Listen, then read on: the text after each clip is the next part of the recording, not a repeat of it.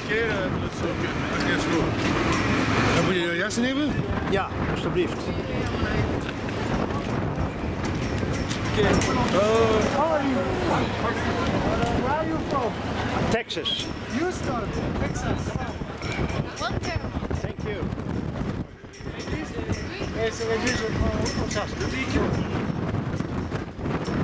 Have you been here already? No. In the past? First time for you? Is that? Yes, but here in the barracks. I'm ready. A World War II veteran, Alex, right here for you. 99 years old. Born in Belgium. I have the safety. Okay. I'm from Texas. But it's outside if you want. Okay, let's go You outside. gotta go outside. Right, it will be cold. We have a cameraman out there too. Yeah. But it's a pleasure to meet you. Yeah, I'm so excited. Yeah, you have an interview. It was an interview with the camera, but the cameraman is gone. Okay. What an amateur. We'll make a special ceremony for you there. Yes, we have something. What time it starts? In a few minutes. Few minutes. Oh, okay. That's a British fighter right there.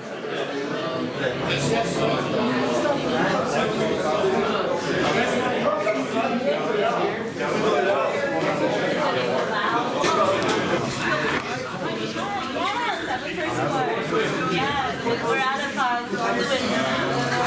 We're in Lewis now, Washington. Yeah, it's great to meet you. Washington, yeah. Fort Lewis. Yeah. Really?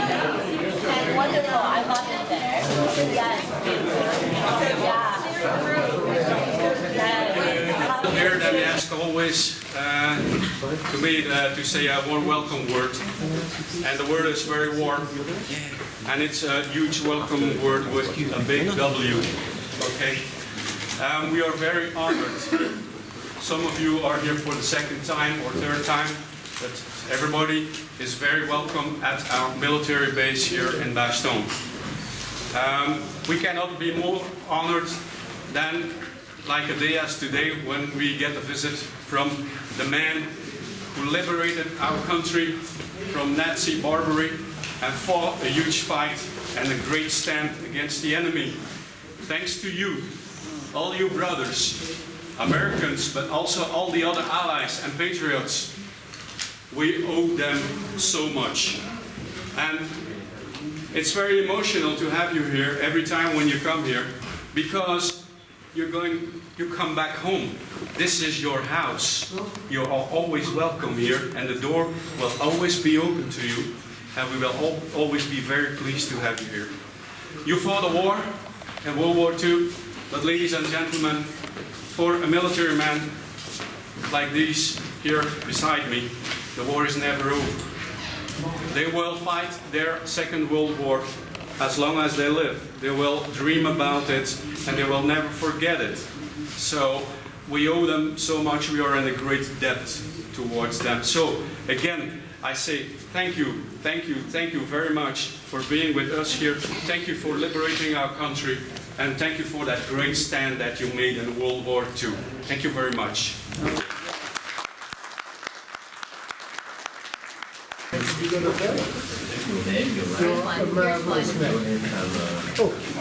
Here you are, sir. Here you go. Thank you. You are also a marvelous man.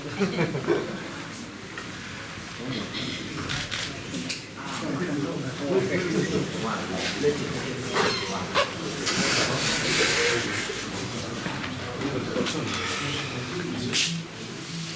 have this really brief.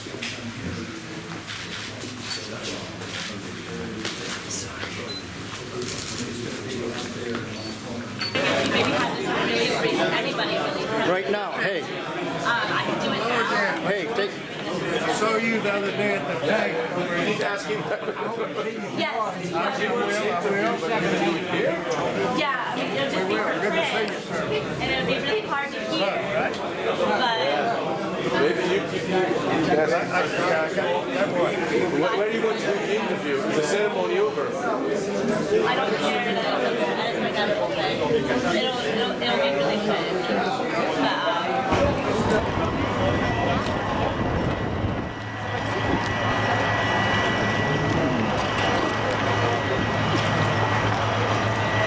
As you can see, they got a lot of, this is a small one though. There's another one that's so much bigger than this that everywhere you go in the Sloan area, they've got tanks, they've got everything.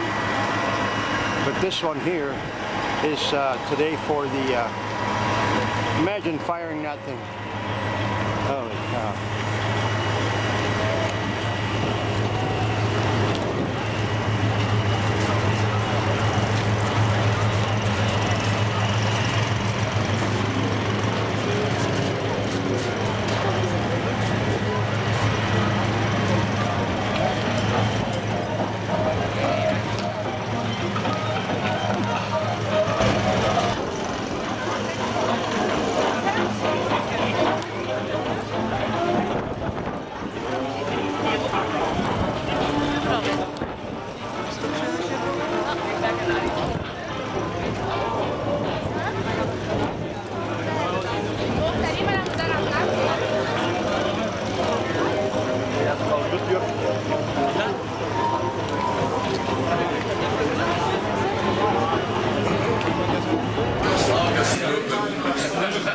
Dat is toch iets te snoeperen daar, het scharen ook. You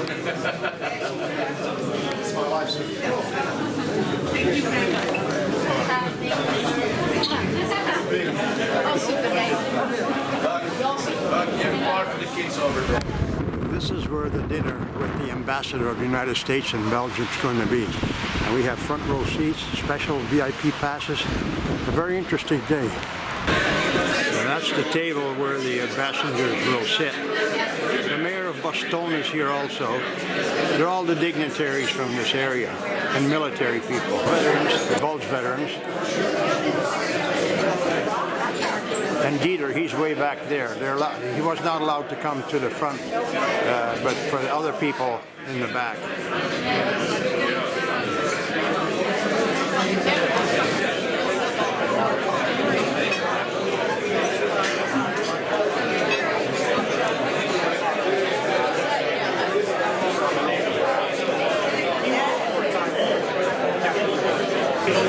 With the name, the others, there's a buffet in the adjoining rooms.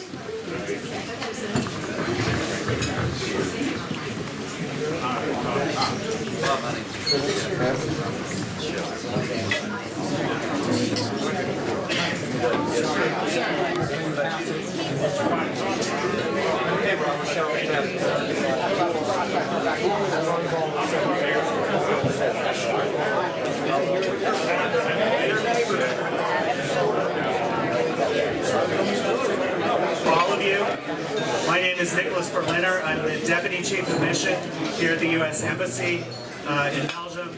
It's our great honor to have all of you here today for what is truly a momentous anniversary of a momentous occasion in our history and also in the history of Belgium. So it's my great privilege to introduce our ambassador, Ambassador Ronald J. Gidwitz, Ambassador of the United States to the Kingdom of Belgium. Thank you, Nicholas.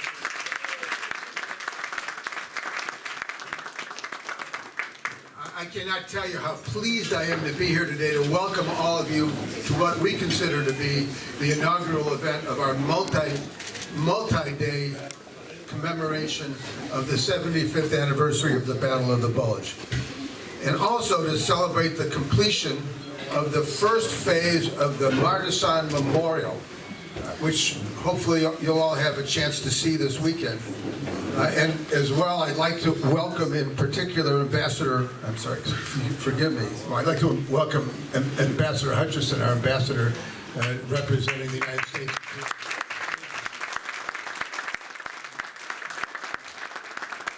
And also to say particular thanks and to welcome as well Secretary Matz of the American Battle Monuments Commission. Secretary Matz and his team. No, you get to sit there for a minute. He was about to get up. And he follows me, but absolutely not until Nicholas introduces him. But anyway, Secretary Matz and his staff are Secretary Matz is our co-host today, but more importantly, he and his team are the folks that are helping us restore the Martisan. We've just now completed phase 1, and we'll be looking forward to phases 2 and 3 as we go forward. The people here, however, are the ones that we really want to honor, and those are the exceptional men, the veterans who fought in the Battle of the Bulge, who crossed the Atlantic, and once again, this time, to be part of this extraordinary anniversary. These men are the reason that we are here today, and are indeed, it's what they did that enables us to be here today. So I think many of them would disagree with me, but nevertheless, they would tell you that the reason they're here is to honor the folks with whom they fought. Those thousands of men who died defending liberty during the bleak and hellish battle, the final weeks of 1944. Please join me in raising a glass to our veterans who have traveled from the U.S. to be with us this weekend. They are the defenders of freedom. They are the liberators of Europe. They are the very best that America has. Here, here. Cheers.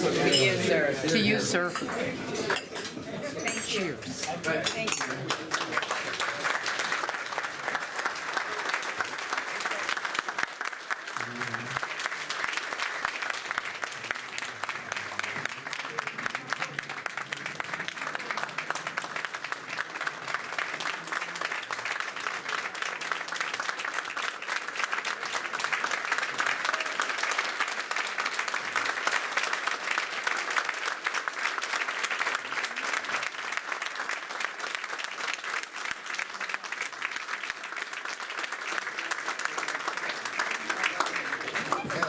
One last thing, let's so hopeful that phases 3 of the restoration of the monument will be assisted by our friends from Washington.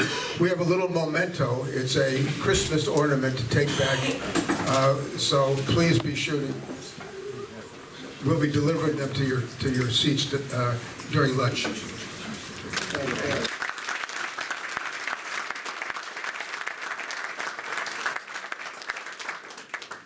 Thank you. If I may, let me just take a moment to congratulate our host. I am co-hosting this with our Ambassador Gidwitz. But I will tell you folks, it was his idea about a year ago that has brought us here together today. He stopped into our ABMC offices in Arlington along with Ambassador Evans, our ambassador to Luxembourg.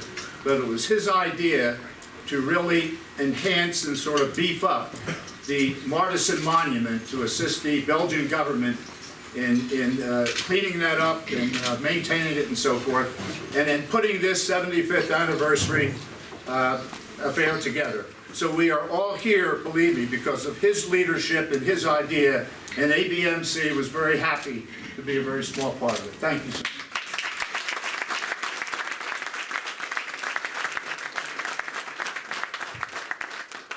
Just let me say this too. I feel this is a wonderful gathering. Just being able to get out and around and mix and meet, in particular, the World War II vets who are with us here. Some of those same vets sat on the stage on the 6th of June at our 75th anniversary of Normandy, if you recall. So it's very nice to see some of those same folks here. Also, being a former member of the 101st Airborne Division, it's great meeting their new CG, General Winsky, and a number of his soldiers here too. So let's give them a big hand.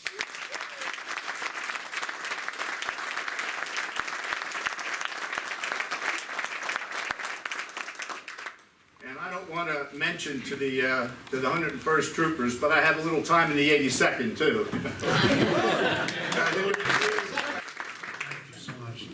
It's a great honor to be here. On behalf of myself and Senator Barrasso, Capito, Fisher, Hessen, Tillis, Scott, and Rosen, again, it is a tremendous honor to be here. We want to pay special tribute to our veterans that are here. Again, for your sacrifice and all that you stand for. You're so, so very special. The gentleman I'm sitting next to me told me he was 19 and had a machine gun here 75 years ago. My question to most of you is, what have you been doing all the years to stay in such great shape? But also the other people we want to thank so much are all of you that have made this as possible. This is a lot of hard work, a lot of coordination. But again, thank you so much for everyone that's made it possible so that we can have this very, very special tribute to the men and women that have served, not only during the special generation, but all of you that have served throughout the years. Thank you very much. Okay, he plays 3 hours of country music.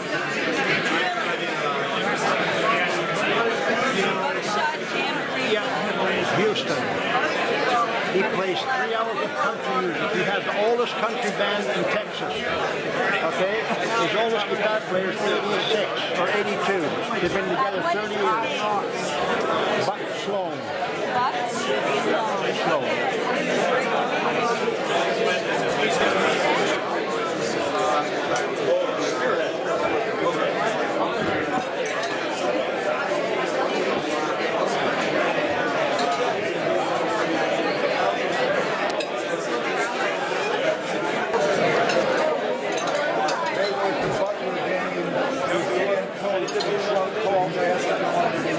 British? Yeah. Good, sir. Thank you very much for your service. Yes, sir, on top. 100 paratrooper. Not many left. Yeah, they were ready to go.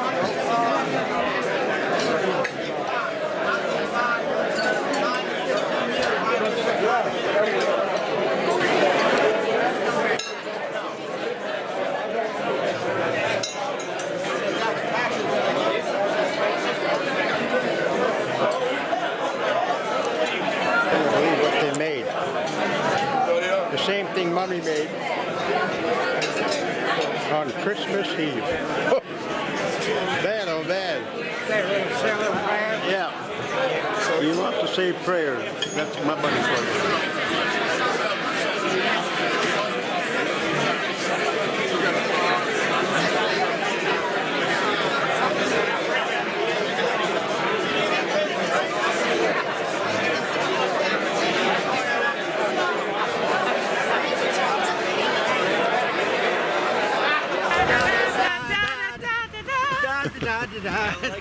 We're going now into a bus, a special bus for vets to go into a parade now.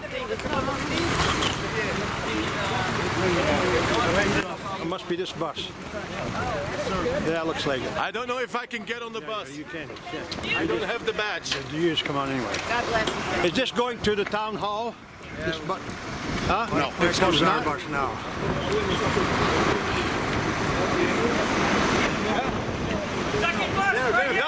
Okay. Well, I serve the guys who serve. I take them everywhere. I have about 10 World War II veterans I look at. And I brought him up from Texas. Buck Sloan over there.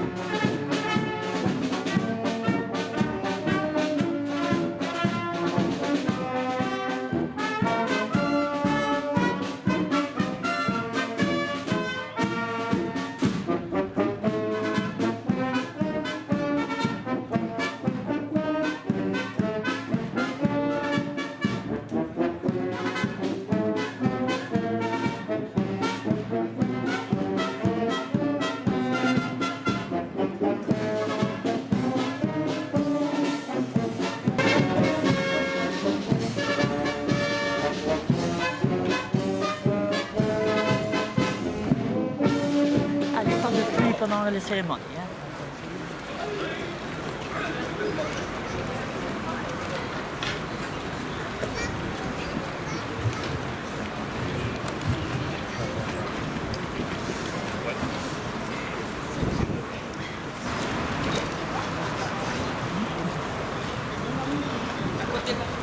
Proceed to the wreath layings. Speaker Nancy Pelosi, Representatives Clyburn and Conaway are laying a wreath on behalf of the U.S. House of Representatives. Madame Nancy Pelosi, présidente de la...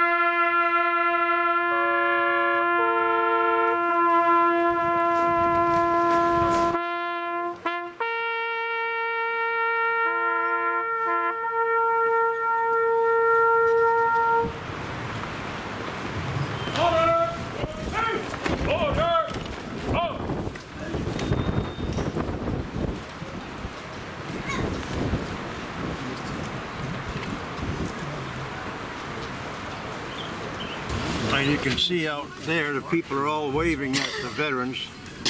The World War, I mean, it's just amazing. The people are everywhere. All alongside, way over there on the other side of Boston here, look, way over there. And then Where do all you people come from? look at them. I know, it's amazing, and we're not in the doggone. I would have toughed it out. Sorry, guys. Not for all these people. Look at that. Oh man, it does. Whoa. Oh boy. They weren't born. That's right. There was only 4,000 people in this town when you all were here. Now there's 15,000. Well, yeah, I did. I believe they are. Yeah. I'm 15,000. Yeah. Wave at them, George. Wave. You're waving. Got away. We'll go wait till we get it. This is the busiest. That is so sad. Man, oh man, look at that buck. Look at That bus full of old people. Yes. Look at all those people. That bus is just full of old people. Wave, Dad, wave. Hey.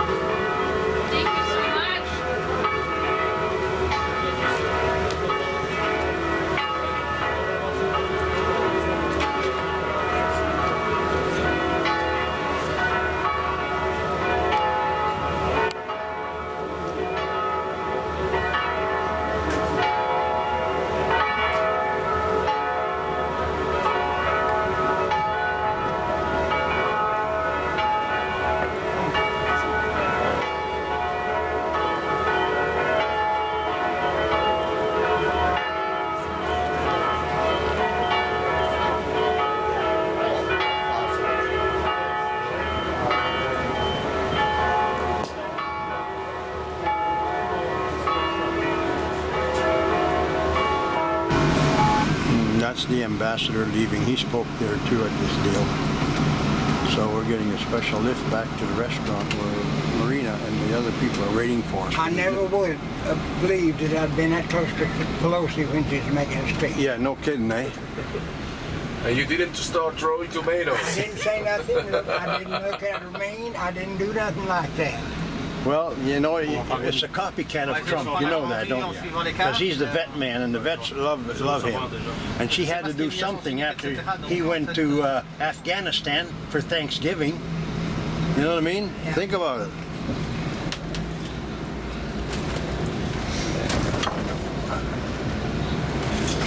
Well, our lights are flashing here. We're really getting the service here in Belgium. C'est la première voiture à droite? Non, celle qui roule, quoi. Tu vas voir là-bas. Ah, là, tout au-dessus. Là, il y a le truc rouge, ouais. Ok.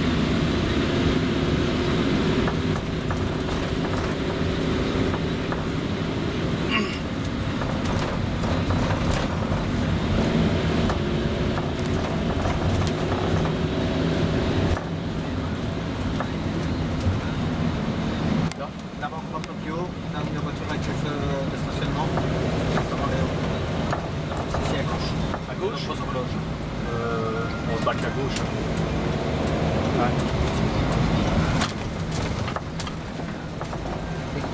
Serge, je mets arrière de la route. Merci, monsieur. For sure. Thank you so much. Thank you very much, sir. Thank you. Thank you very much. You want a picture? Yes, Get a yes. picture. Of course, of course. Yeah, get Yes. Can I have, go ahead. in. There you go. There you go, Buck, with Belgian police. Vive la France. I mean, Belgique. 2nd Infantry, 38th Regiment. Come, let's get off the road. Yeah. Okay.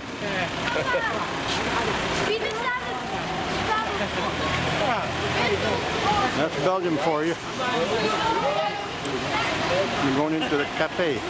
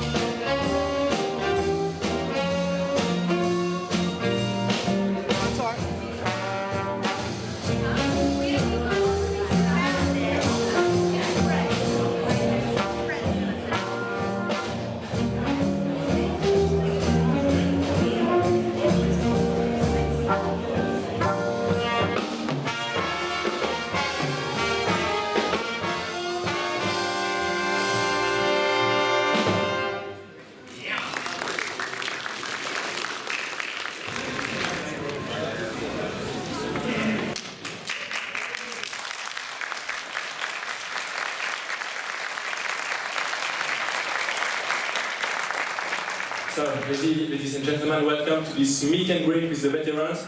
Please put your hand together for Chester by Sloan.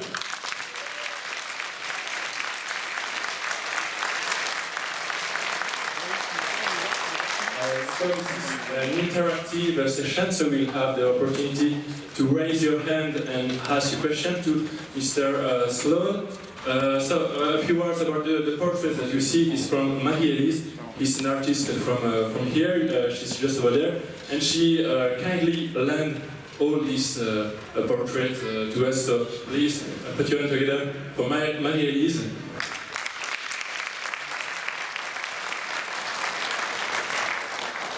Et voilà, alors juste à main levée, qui parle français ici? Voilà. Who speak English? Okay, who understand English? Okay, so let's start the session. So, Is mine alive?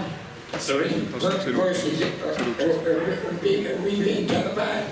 Yeah, so the session is recorded, so you will ask a question, then I will repeat it to Chester, and that way you will it will be recorded so everybody will understand. So, Chester, thank you so much. Are we being televised now? We are not televised, it's recorded. Tell me when you're, I won't tell my folks in Texas hi. Okay, so Chester, thank you so much for being here. Bet you. Sorry? Yeah, you betcha. That's a Texas saying. You betcha. You betcha. Okay. I'm not so aware of the Texan slang. What does it mean, you betcha? What does it mean, what you say? You betcha that everything's great. Ah, okay. So. Y'all understand, don't you? Everything, you betcha, everything's great. So, you are from the 2nd Infantry Division, the Indian Head. 38th Infantry Regiment, 1st Battalion, Company B. So you trained in Ireland, in Belfast, and then you landed on the 7th of June on Saint-Laurent-sur-Mer and Colville-sur-Mer. So the 12th of June there was intense fights with the German soldier, and you take back Saint-Lô. Now all the beaches are of Normandy are Americans.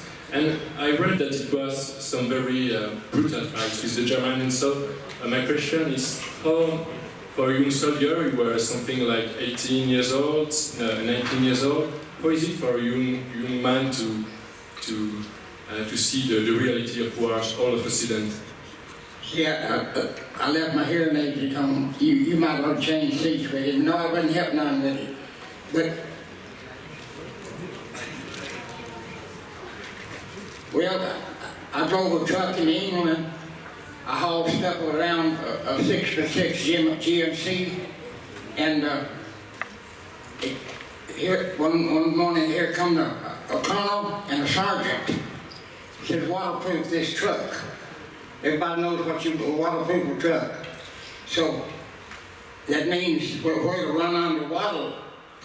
So I knew I better do a good job, or when I went off in there, I wouldn't get out, so I waterproofed that truck.